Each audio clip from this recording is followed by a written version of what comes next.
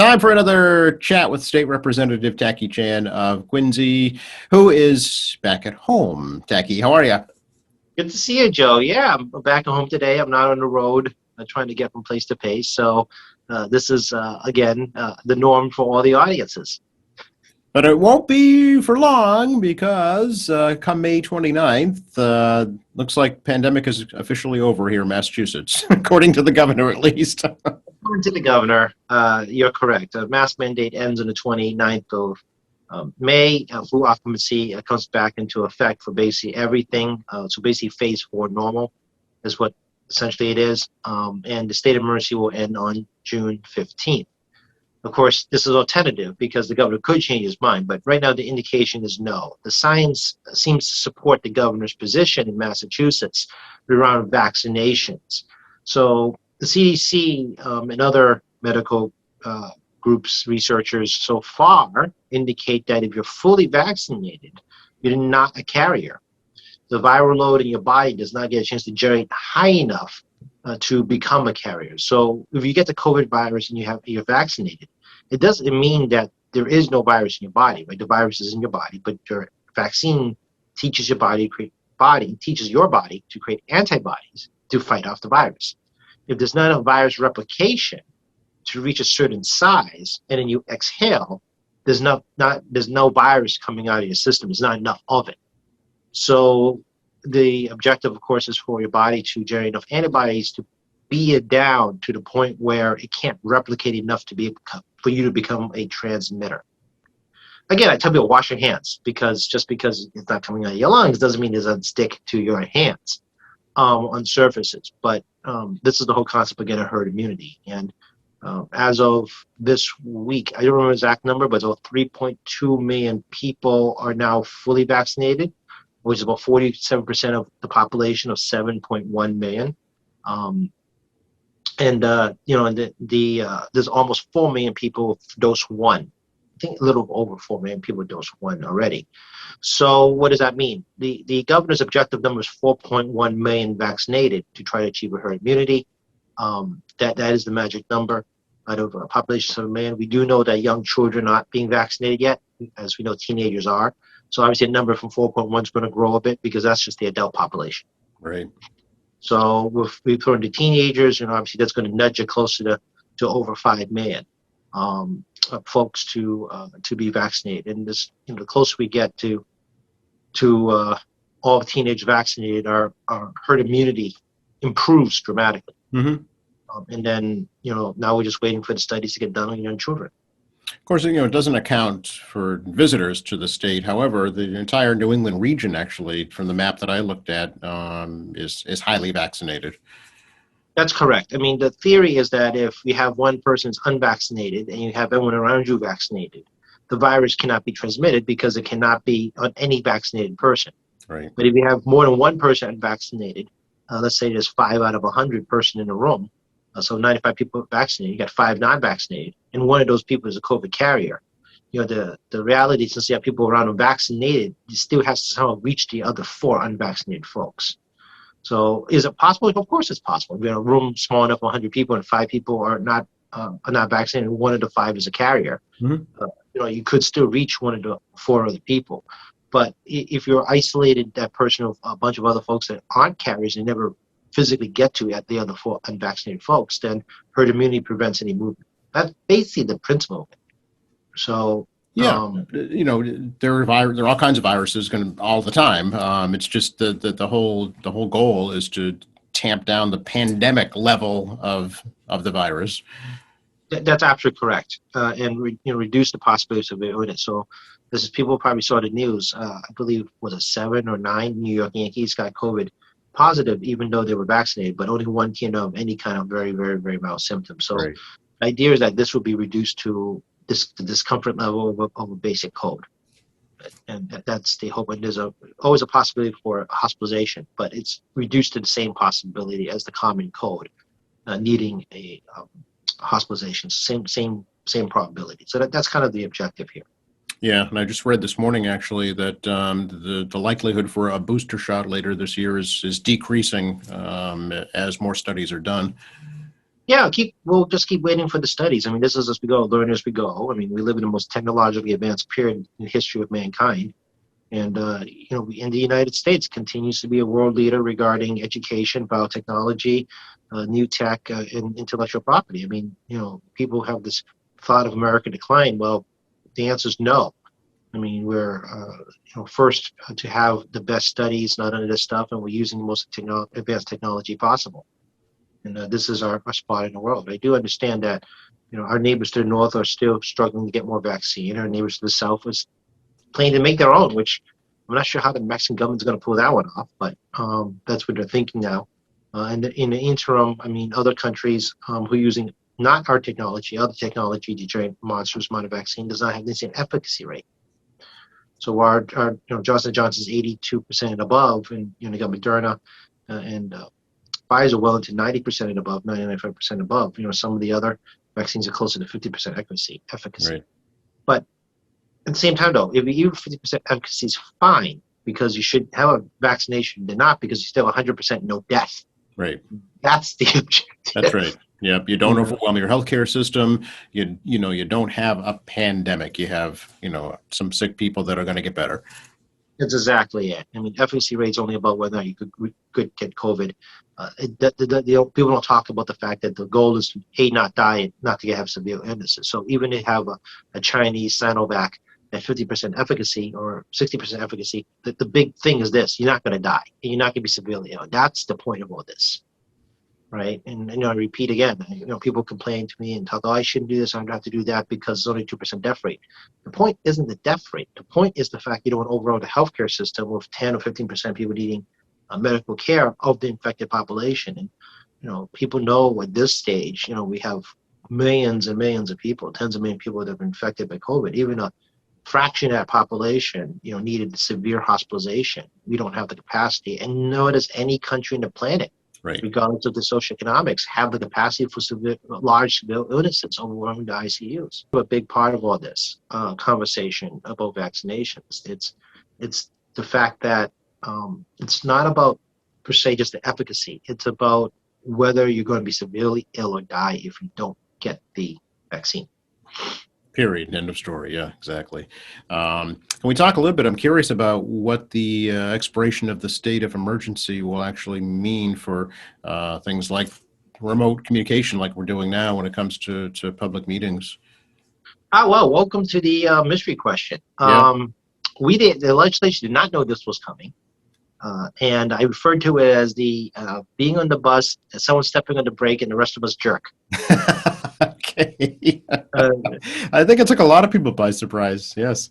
It most likely took me by surprise. I mean, there's Yeah. several reasons for it. I mean, Yeah, there was, we went from August 1st to May 29th in the matter of 3 days. So yeah. Yeah, it's pretty remarkable. So the governor's state of emergency ends. That means his war powers end as well. And this was been running under the 1952 war powers. It was like a continuation of war powers from the World War II into Korea, and in the Cold War era, I call it Cold War era powers. And what it also means is what happens to executive orders, which only have effect because of Cold War era powers. And welcome to the question we don't have an answer for. Okay. All right. We talked about in the past about mail-in ballots, how absentee ballots is actually a very strict state constitutional provision, and whether we have to amend the Constitution to allow continuation of mail-in ballots. So legal minds are right now trying to figure out, what are we allowed to do post state of emergency on things like mail-in ballots. So Yeah. we don't have an answer yet. Okay. All right. We've talked about this before. Just the two of us regarding very strict wording, using the word impede as a way to use mail-in ballots as part of COVID. Yep. But there's no new definitive legal review. So I'm sure Secretary Galva's office, the governor's office, election laws committees are right now trying to sort out that, among other things. Right. In my world, I have two things called take out alcohol and outdoor dining this time to the executive order. So this is going to be a little confusing, folks. So try to follow me on this. The governor's powers, war powers, is what let him does his executive orders. So, for example, dining outdoor dining is directly tied to the war powers. He created a whole executive order regulatory structure outside of the general laws to allow expedited process for outdoor dining. Mm-hmm. His executive order says that 60 days after the end of state emergency, outdoor dining ends. Okay. Question: how can that 60 days still exist in terms of a power if the state of emergency is over? So he's going to try to keep something in effect where he no longer has authority over. Okay. So does that mean the legislature then has to step in and take action? That's exactly the question. Okay. So we're trying to sort this out now, because on the one thought process is that if the executive order does have power after the state of emergency ends, and then after war powers aren't allowed, and that executive order still can continue, then we have some time to figure it out. If the answer is no, and that 60 days is invalid, because that 60-day period must be during a wartime power, then the general laws apply again. Okay. All right. So we'll need an answer to that question soon.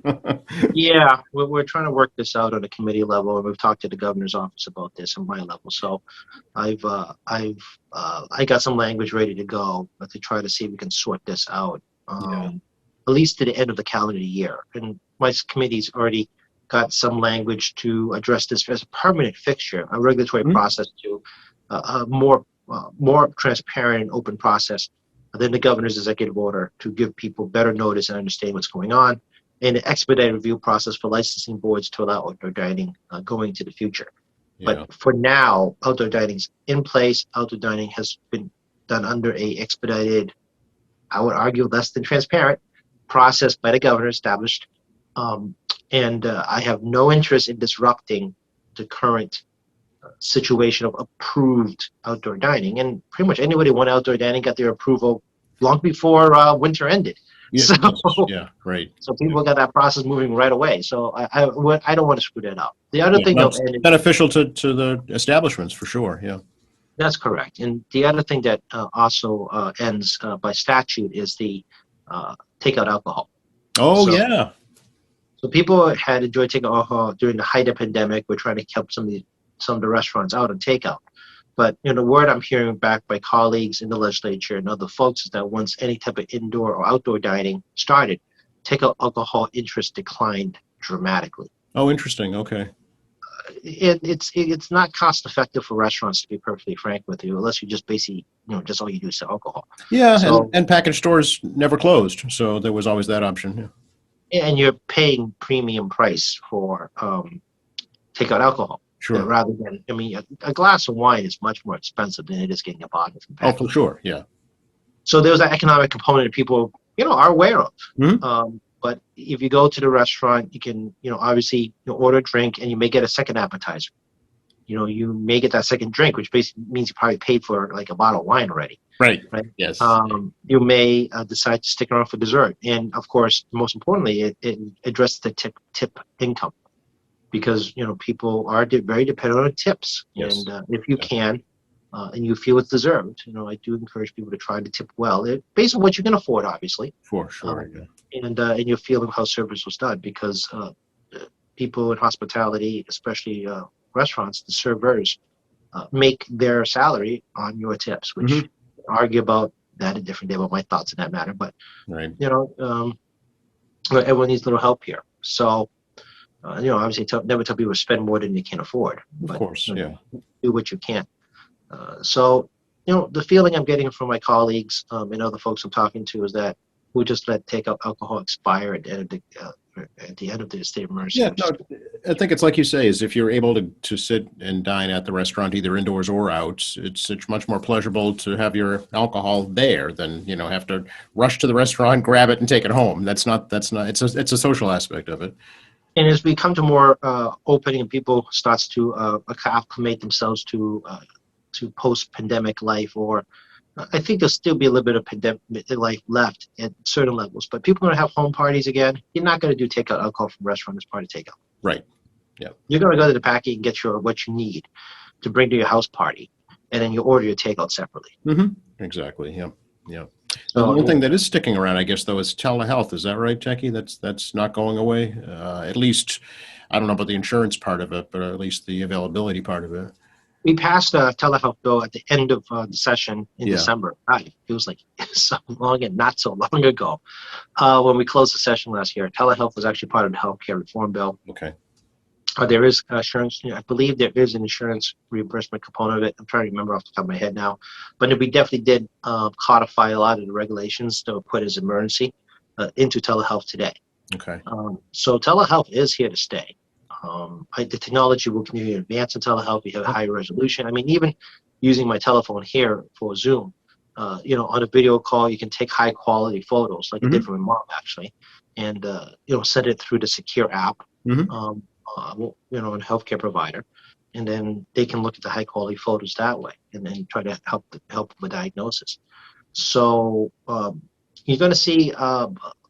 Camera technology is obviously very much improved on cell phones, but on other devices, I think you'll see a larger improvement on other devices, portable devices, cameras as part of telemedicine. So that's here to stay. I do believe a portion of white collar workers are going to still be at home, a hybrid model. What the governor's already announced, a hybrid model. And we'll see how the teachers and the union with the school administrators deal with snow days, whether or not they actually have snow days. That's a conversational piece. And even in higher education, this creates, also other opportunities for them to try to generate revenue on tele education. Right. Right now, obviously, the school season is ending again, sadly, for another group of graduates, both high school and college graduates, still had a very challenging year to try to get to it, even though you could have, more of a normal graduation, but it doesn't exactly erase the whole past year of just trying to deal with the situation. Sure. Yeah.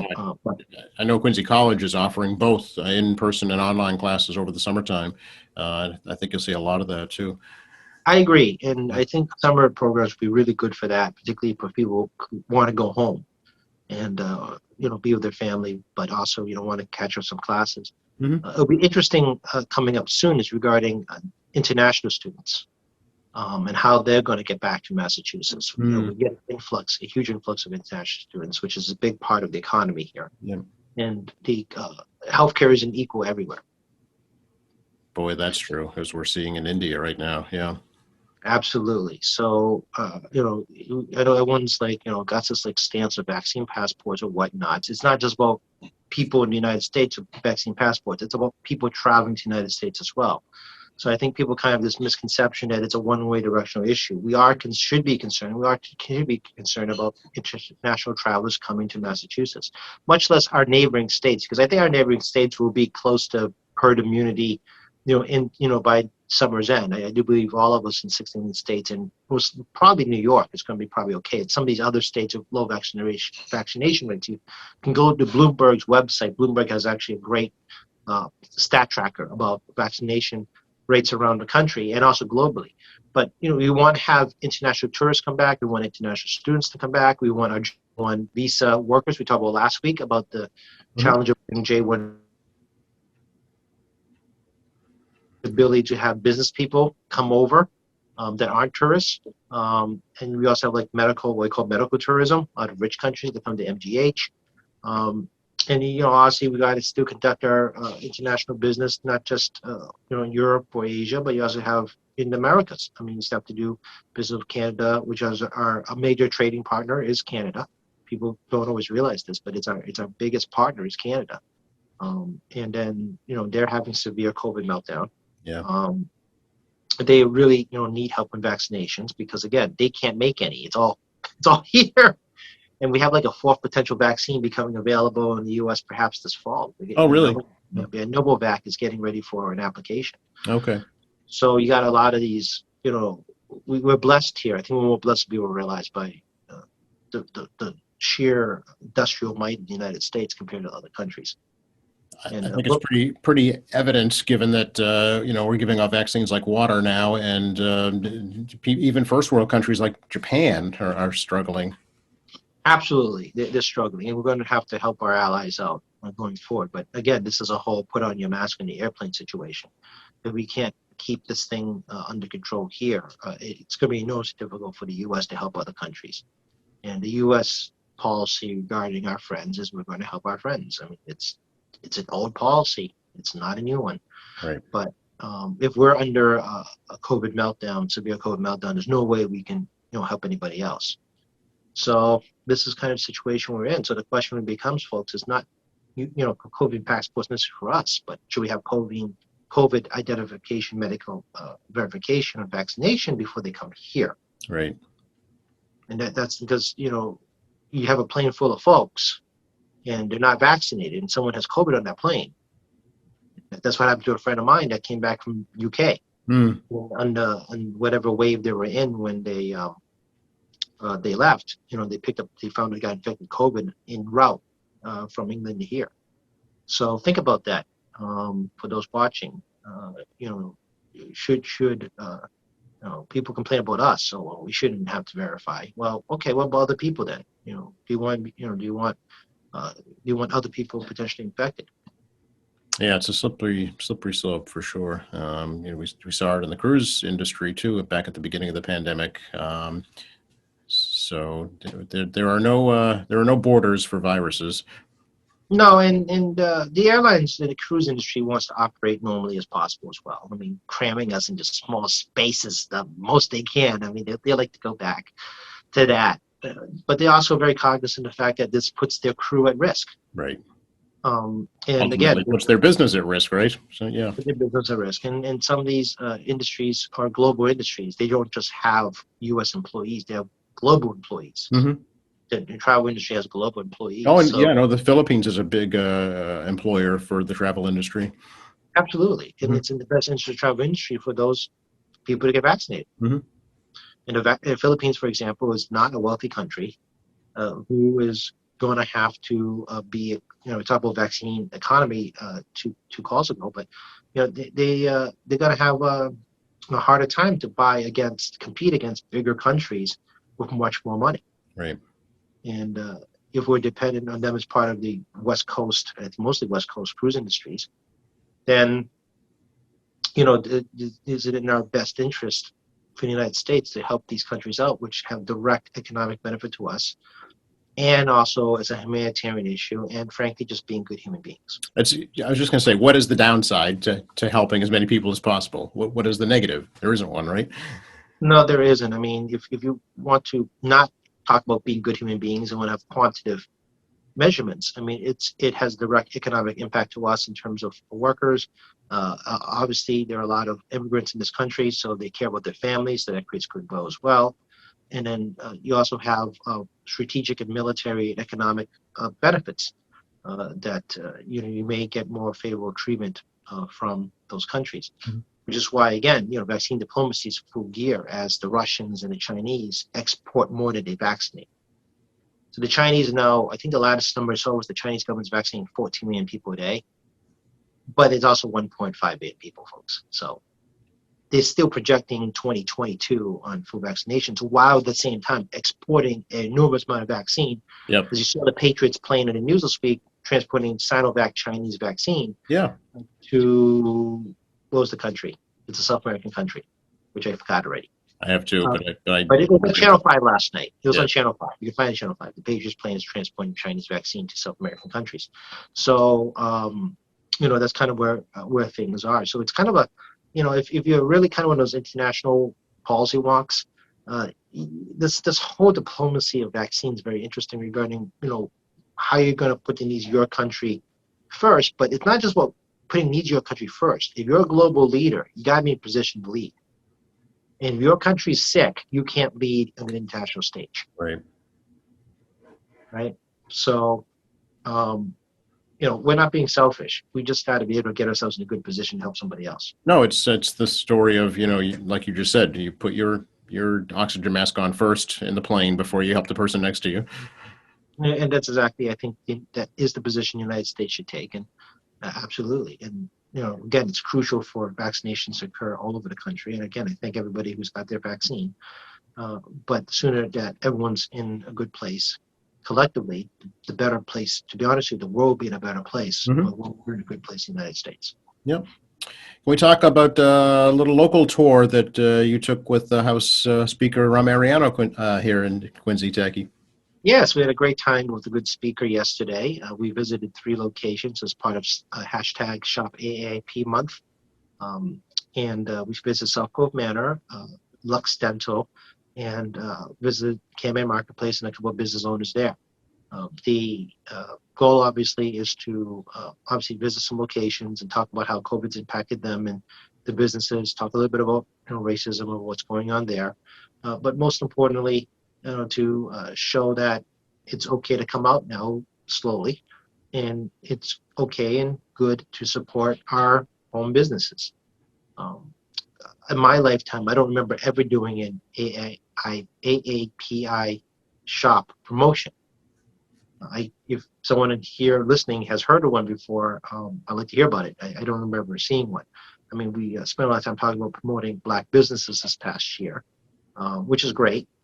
But as I've said again, we warned people on March 20th in 2020 that this was going to be horrible for the Asian community, and it turns out we were right. I'd rather not be right, folks. I mean, when I do doom and gloom predictions, obvious thing is I want to be as wrong as possible when I'm in doom and gloom mode. Okay, so there's still an economic recovery as we're now facing not necessarily just COVID issues or the end of COVID issues, but also the continuation of fear out there regarding racist attacks, whether it be verbal or physical. And the discrimination floating around here and there, and I think it's important to highlight the diversity of it. So, speaker, went around 3 locations and districts. So, South Cove Manor actually had a remarkable case of only 5 infections among patients. Almost 0 among staff. I believe it was less than 5 as well among staff. One of the few locations in the state where Cicely City was actually very managed through COVID-19. Yeah, very well managed, and they're approaching a almost 100% vaccination rate among its staff and folks. And they utilize Nick Chow's shop, Taitong Vintage Pharmacy, which is the only real Chinese-speaking pharmacy in Chinatown to provide him the vaccine. And he had complications because he's not a federal pharmacy; he's a state pharmacy, so he wasn't part of the federal vaccination program. The Fed set aside vaccine for the CVSs because it's part of the federal pharmacy program. So he's an example of those independent pharmacies the governor should have been pushing some more vaccine to. But now abundance is a lot easier to do so than early on.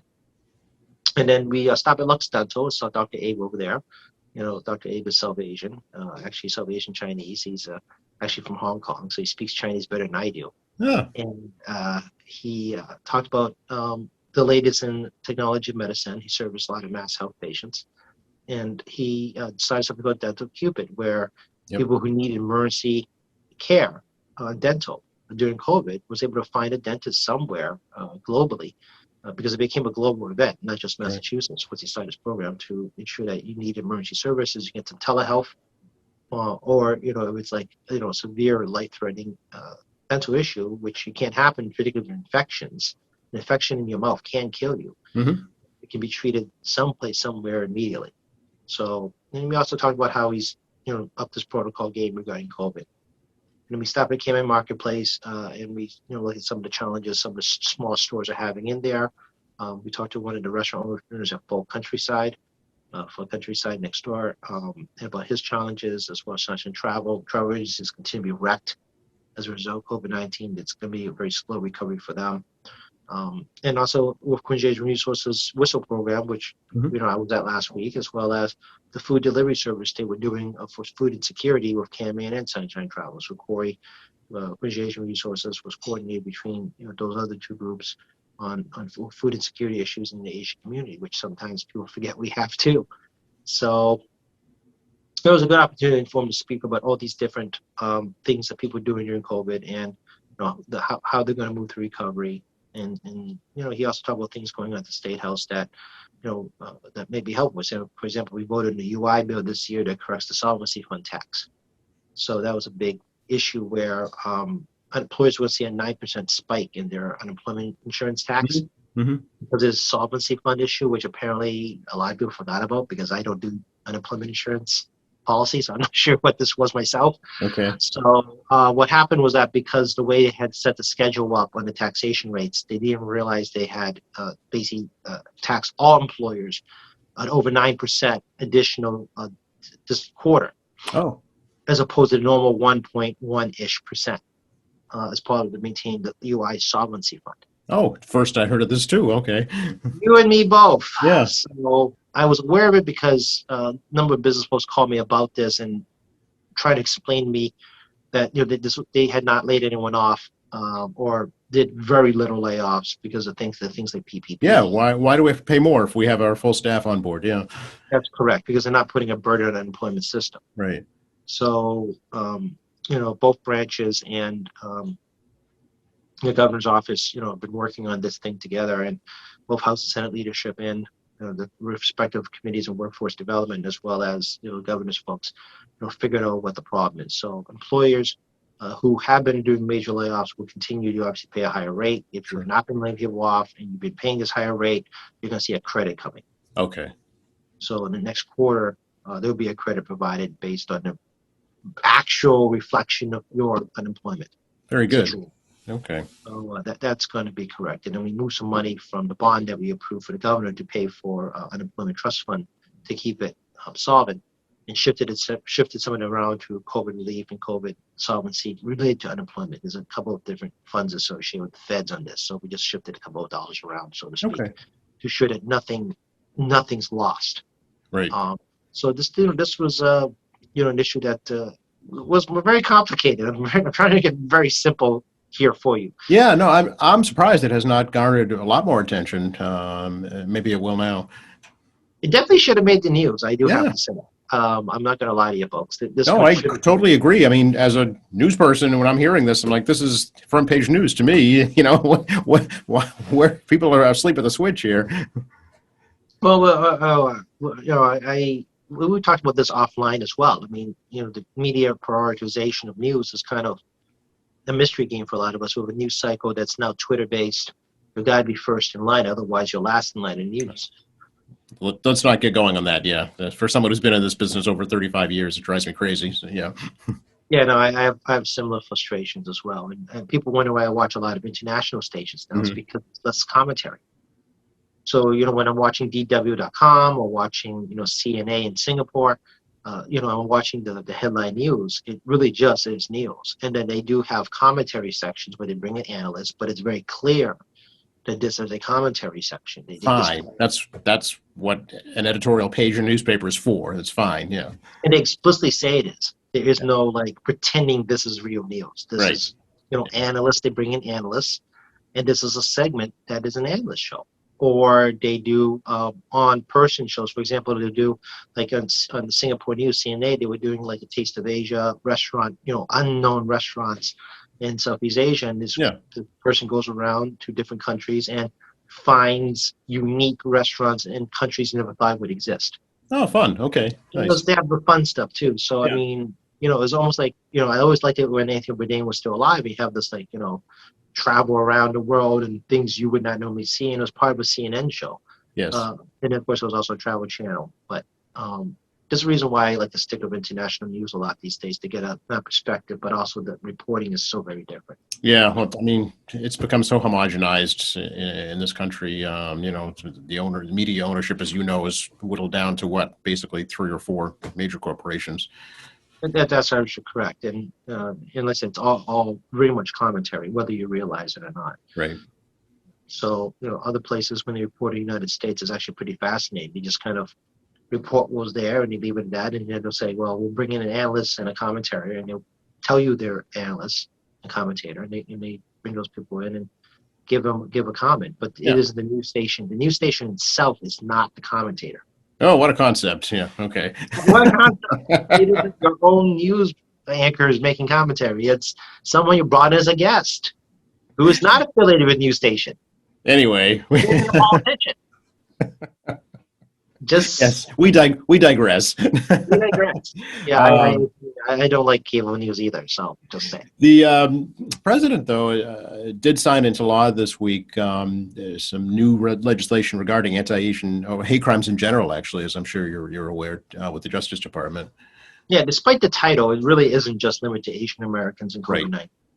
What it does is it creates a new department within the Department of Justice whose job is to expedite and review hate crimes. Yep. It provides some financial resources to local law enforcement to better track these hate crimes, and to try to bring a more centralized data collection on these issues.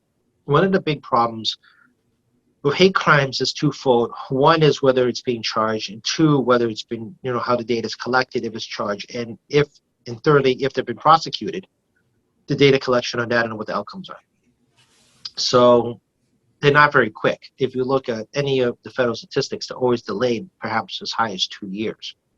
Well, stuff should be collected faster. But again, it relies on the bottom of the tier to reports up to the tier what the data is, so to speak. The local police departments, regardless of what state you're in, would have to report. So, they're trying to create a more robust reporting system. They want to provide funding to help with this robust reporting system, so that we actually have some clear ideas what's going on. So then we can actually take action.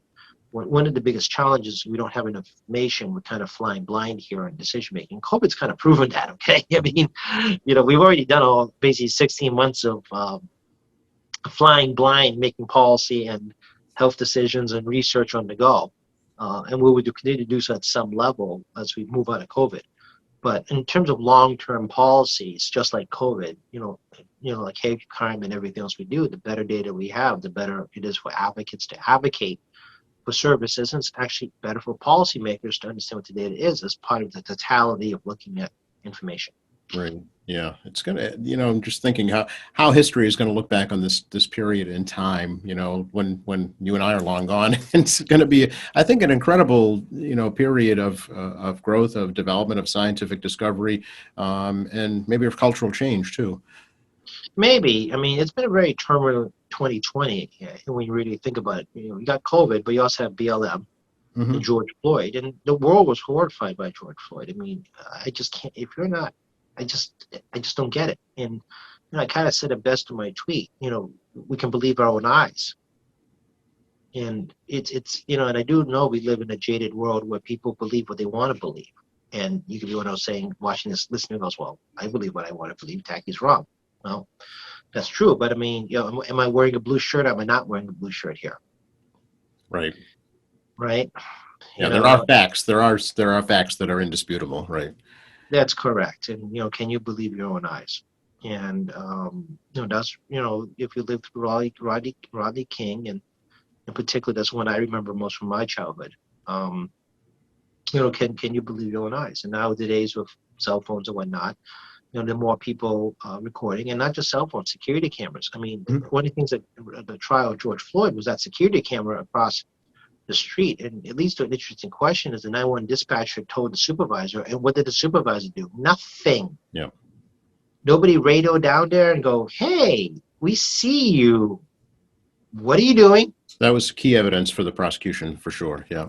Yeah, and that shows a systematic problem in the police department's chain of command, that even their own folks in the department see with their own eyes, believe what they're seeing, and they didn't do anything.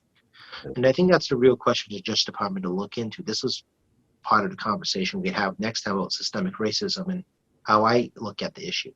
But, it's got to be a question that, I don't know why anyone's not asked this simple question. Oh, I think you're seeing the Attorney General now, Merrick Garland, looking at it for sure. Oh, absolutely. This should be a common sense question to everybody here, particularly when that video showed up. They saw it. The dispatcher called supervisor, called for help. Dispatcher can't tell the police chief or anyone in the police department what to do. So someone with authority should have done something before this man died. And that's a legitimate question. And, there's another one, it's Louisiana regarding the situation claiming, it was a car death, but they have body cam of them tasing and beating this man. So I know this is not a Massachusetts issue because it's very rare it happens here. I'm not saying nothing ever happens anywhere, right? It's just not likely, or not as common. But I mean, we had the back case in Springfield. Two folks have been extorting and hurting folks in the police department. Again, not to say it's commonplace, but it does happen, folks. I mean, don't pretend it doesn't. But it really comes next to what do we do about it collectively as a society, not just lawmakers, but as people with the cell phone cameras. I mean, put down the camera and call 911. It's called a phone, cell phone camera. So, I mean, that's another part about, culturally as ourselves as people. Shouldn't you use the phone function first as things are unfolding? And, we're all very cognizant. There's video everywhere now, not just on the cell phone, but, in major cities, the surveillance cameras, as well as, and private ones. I mean, how many Ring doorbell videos have we seen on the news now? It's extremely prolific now, for sure, anywhere you go. Yeah. It's not just government surveillance. It's home surveillance, private individual surveillance. It's private business surveillance. It's like we saw yesterday on the news about the construction accident at BU when you had the support beams domino over. It had someone on the off-scratch street able to take pictures and become basically a photogenic reporter amateur and provide the coverage to the news. Right. Yep. Exactly. Yeah. Almost nothing is going unseen or unrecorded these days, especially in urban areas.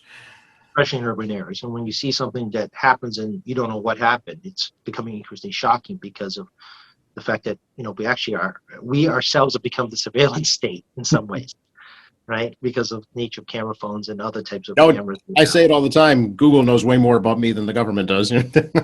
Knows more about me too. Yeah. I'm like, look, I don't remember this, but somewhere in the internet it does. That's right. Exactly. So, I mean, it's been a rough year. And of course, you top with the Asian stuff, and you can see all the cell phone video. You can see all the security camera video around the country. Again, I mean, I'm not aware of major incidents here, but if you look at the latest Stop AIP Hate website, please do visit the website. They actually put a new report out for just 2 weeks in March. And I'm trying to remember this off the top of my head, but the number of incidents reported during that last 2 weeks of March almost doubled the reporting for the entire prior year. And then there is actually an anecdotal comment in the back because people can write anonymously things that happened to them, and they put as part of the report. In Boston, an Asian woman, I believe Chinese, I'm trying to remember exactly what it said that someone tried to push her onto the tracks. And the Good Samaritan stopped that from happening in the city of Boston. I've actually reached out to the MBTA with a copy of that report going, are you guys tracking this stuff and what's going on? I'm still waiting to hear back from them on this one. Wow. So I want to know.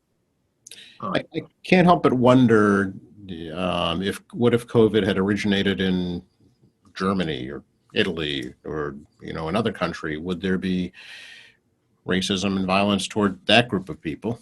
No, trust me, no. I mean, it was like remember the whole stupid thing about freedom fries? Yes.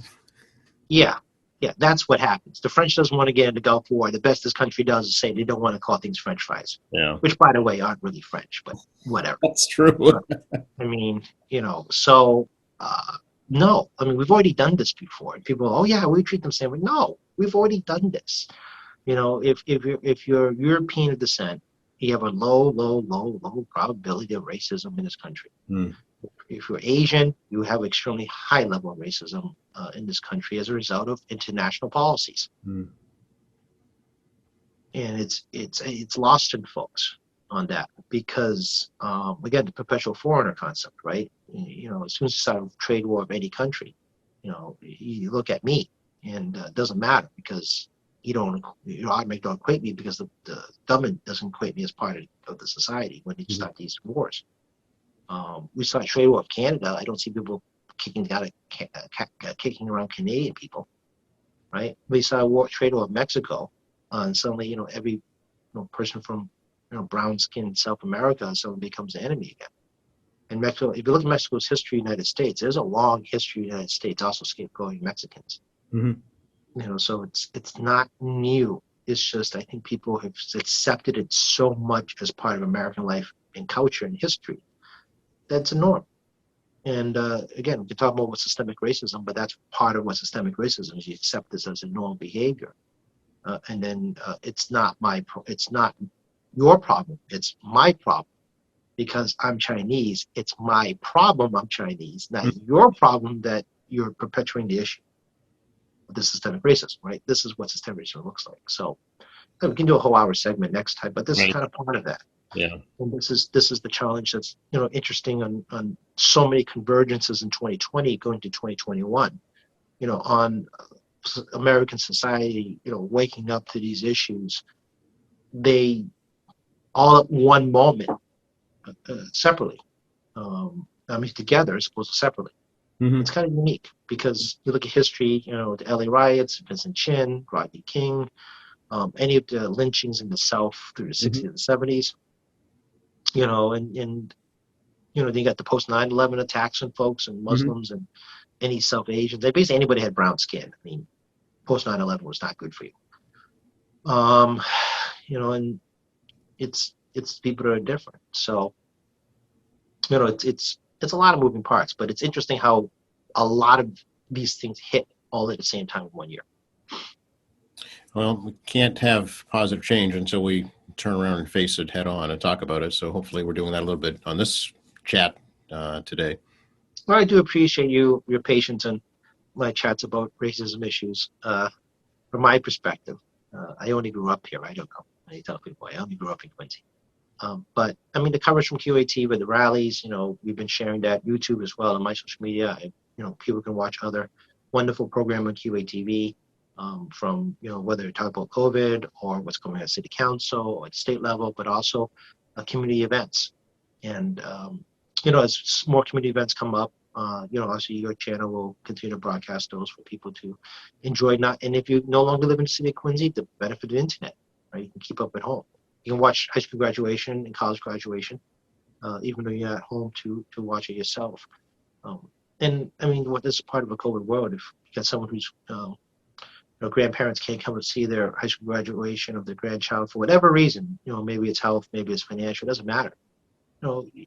This kind of medium provides that opportunity to share in a moment they wouldn't normally get. Oh, thank you, Taki. We appreciate that. We do take that responsibility very seriously and try and fulfill that for the community for sure. What can folks do to get a hold of you? Well, 617-722-2014, 617-722-2014. I did hear from some folks that had problems managing the phone system. Again, hit any button and leave a voicemail. It doesn't matter who at my office you hit. We will get the message. Obviously, reach my email at tackey.chan@mahouse.gov, tackey.chan@mahouse.gov. I'll let you all know that I'm now receiving committee testimonies for bills and committees, so it's starting to get clogged up. But I'll once again sort and prioritize on needs first.